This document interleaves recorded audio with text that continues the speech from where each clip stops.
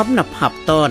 กองประชุมใหญ่ผู้แทนทั่วประเทศครั้งที่12ของพรรคประชาชนปฏิวัติลาวอย่างสุดใจประเทศชาติเฮาคนลาวทุกคนเป็นเจ้าคำนับหับตอนกองประชุมใหญ่ผู้แทนทั่วประเทศครั้งที่12ของพรรคในมื้อนี้จะเสนอข้อมูลกองประชุมใหญ่ครั้งที่3ของพรรคให้ทานได้ฮู้จัก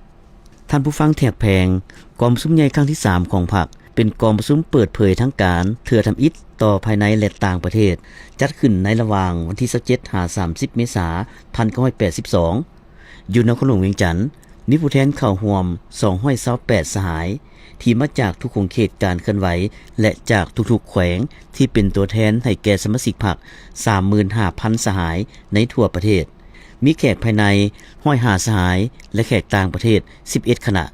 กองประชุมได้เลือกตั้งคณะบริหารงานศูนย์กลางพรรค55สหายในนั้นกรรมการสมบูรณ์มี49สหายและสำรอง6สหายสหายไก่สนพบวิหารได้รับเลือกตั้งเป็นเลขาธิการใหญ่คณะบริหารงานศูนย์กลางพรรคเป็นสมัยที่3เลือกตั้งกรรมการกรมการเมืองศูนย์กลางพรรค7สหายและคณะเลขาธิการศูนย์กลางพรรค9สหายสังรวมโดยย่อเนื้อในกองประชุมใหญ่ครั้งที่3ของพรรคแม้นได้สรุปสังรวมไสสนะของการปฏิวัติศาสตร์ประชาธิปไตยและผลงานที่ญาติบ่ได้ใน6ปีแห่งการก่อสร้างระบอบใหม่กำหนดแนวทางทิศทางหน้าที่ของการปฏิวัติในระยะใหม่ระยะแห่งการปกปักรักษาเอกราชแห่งชาติและข้ามผ่านก้าวขึ้นสังคมนิยมแต่ละก้าวยกให้เห็น3จุดพิเศษใหญ่ของการปฏิวัติลาวในระยะคือประเทศลาวพร้อมกับเวียดนามและกัมพูเชียได้กลายเป็นป้อมด้านหน้าของระบอบสังคมนิยมอยู่ในอาซีอาคเนย์โดยเหตุนั้นการต่อสู้ปกปักรักษาเอกราชอธิปไตยและก่อสร้างระบอบใหม่แม้นดุเดือดเขี่ยวขาดและยาวนานประเทศลาวได้สถาปนาระบอบการเมืองที่ก้าวหน้าขึ้นประชาชนลาวบรรดาเผ่าได้เป็นเจ้าของประเทศชาติมีทรัพยากรที่อุดมสมบูรณ์แต่เศรษฐกิจยังด้อยพัฒนาระดับวัฒนธรรมยังต่ำประเทศลาวก้าวเข้าสู่ระยะใหม่ของการปฏิวัติในขณะที่การปฏิวัติวิทยาศาสตร์เทคนิคครั้งที่3อยู่ในโลกพร้อมขยายตัวอย่างฟดฟื้นและกว้างขวาง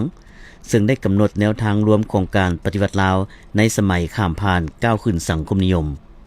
กองประชุมใหญ่ได้วางจุดหมายพื้นฐานของการปฏิวัติในระยะใหม่คือ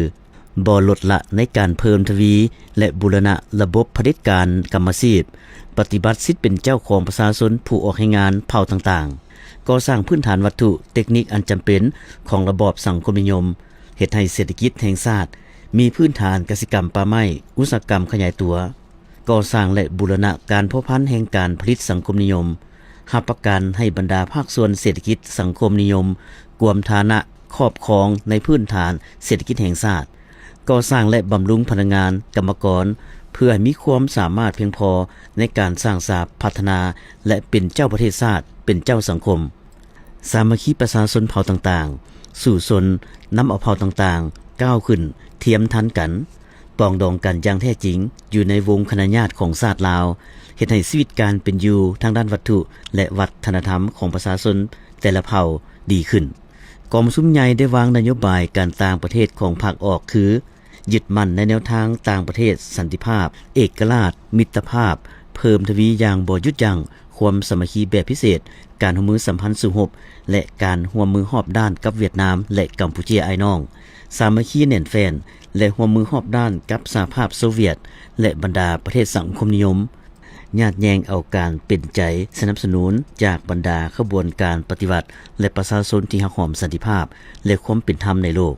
เกี่ยวกับการก่อสร้างพรรคอยู่ในระยะใหม่ของการปฏิวัติกองประชุมใหญ่ยืนยันว่าพรรคต้องสู่ชนรักษาธาตุแท้พรรคแบบใหม่ของชนชั้นกรรมกรไว้อย่างมั่นคงสมเกียรติเป็นแกนสารนำพาเผด็จการกรรมสิทธิ์พรรคต้องเป็นก้อนกำลังแห่งความสามัคคีเอกภาพทางด้านมนจิตและการกระทำติดพันกับมหาชนอย่างแน่นแฟ้นมีแนวทางนโยบายถูกต้อง